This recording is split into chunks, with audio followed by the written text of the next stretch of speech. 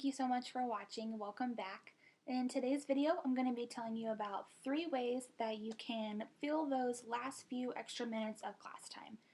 So it's absolutely wonderful whenever we're teaching and our lesson plan is going according to plan, and we get to those last few minutes in class and we wrap up, and luckily we're not rushed, but then we finish a few minutes early, and what do?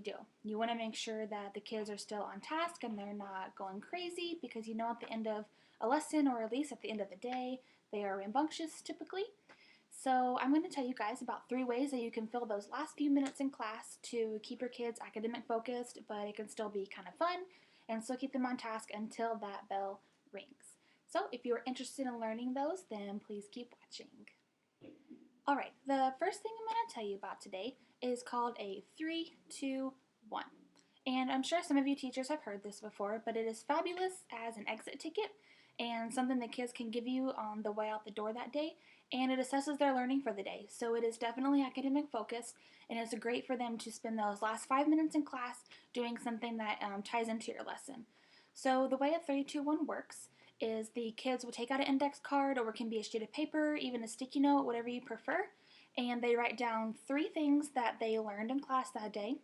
They write down 2 questions that they might still have about the lesson that they possibly need clarification on, something like that, just 2 questions. And then they write 1 real life application, which I think is my favorite part, because a lot of times kids will ask, why are we doing this? And that obviously happens in math a lot, but of course too, it happens across the board in all subjects, but sometimes they want to know why they're learning what they're learning. So the number 1 part of this is really great. Have them make a connection to their life, like a text-to-world connection about why they learned what they learned today. So this is it takes about 5 minutes, and the kids can do that, and they can hand it to you on their way out the door, and it's fabulous. It fills those last 5 minutes, and I would definitely recommend a 3, 2, 1. We do them in our class a lot, and they're great. Okay, the second thing I'm going to tell you about today is called Lift a Line. And what you have your students do is pull out the current book they are reading. It can be their independent novel, maybe it's your classroom set that you're reading, the novel you're reading, and the kids are at different parts of the book. It could even be a textbook. Just have them pull out some kind of reading material and turn to the page where they're currently reading, and they read the last line on that page. So what you do is called a snake and speak. So you'll start with one person in the room, you snake around the room and have every kid share, and they will just read the last sentence in their book. And a lot of times it generates a really good discussion, and it generates some interest in reading as well, because kids will hear a really interesting line. Maybe it's, a suspenseful part of the book or something, and they are intrigued and they want to read that book too.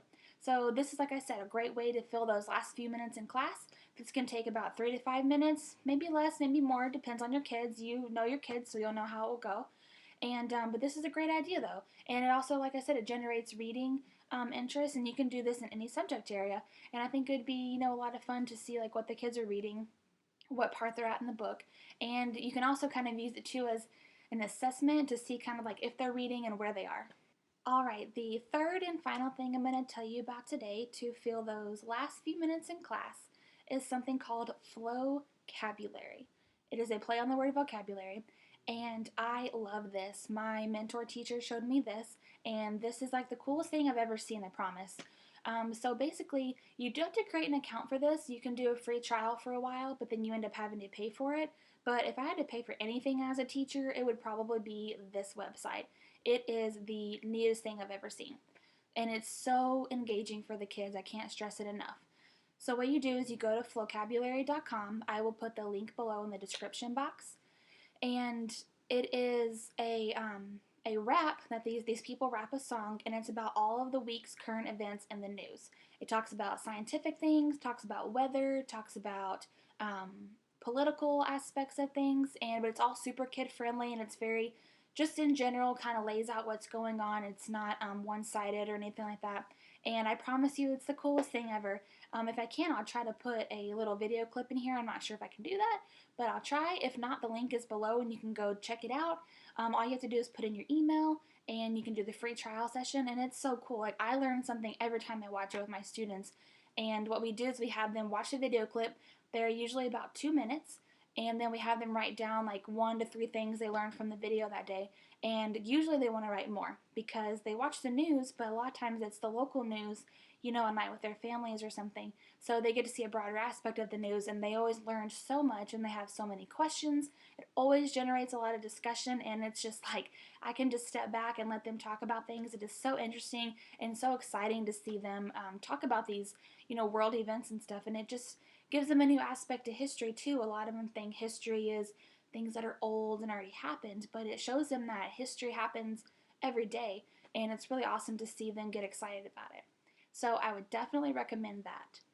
So to recap, today we had the 3-2-1 idea as an exit ticket that your kids can hand you on the way out the door. We had lift a line, where they can read the last line of where they left off in their current book. And then we also had vocabulary, my favorite.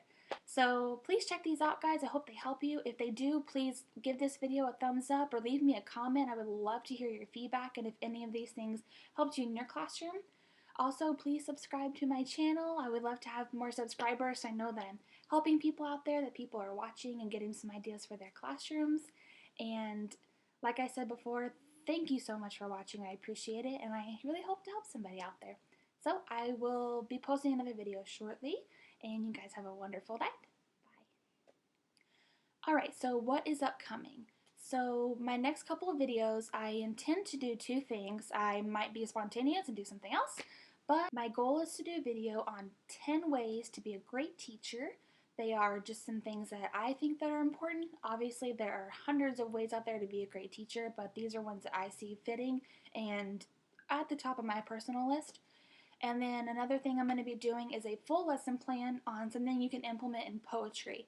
And it is like geared towards comprehension and vocabulary, and it is called DJ for a Day lesson, and I can't wait to do it. It's so much fun. We recently did it. It went fabulous, so I cannot wait to share it with you. And oh, and I also plan to do a video on kind of like a get to know me a little bit as the teacher aspect, and tell you guys what inspired me to be a teacher and who inspired me to be a teacher, because it was a famous person, and I hope that by showing you him and what he did to inspire me can inspire you, or maybe it will kind of relight that fire or re-inspire you as a teacher as well.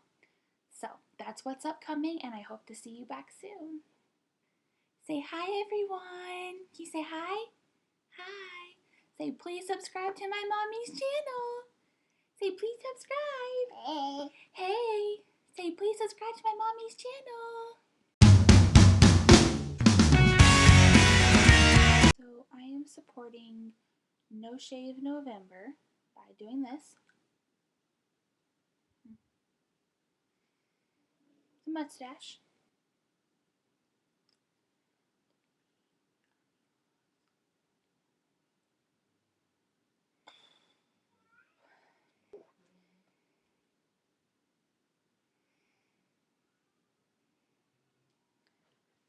I thought my phone buzzed, but it did not.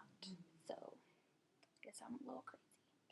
On 10 great ways to be a great, or I'm sorry, no.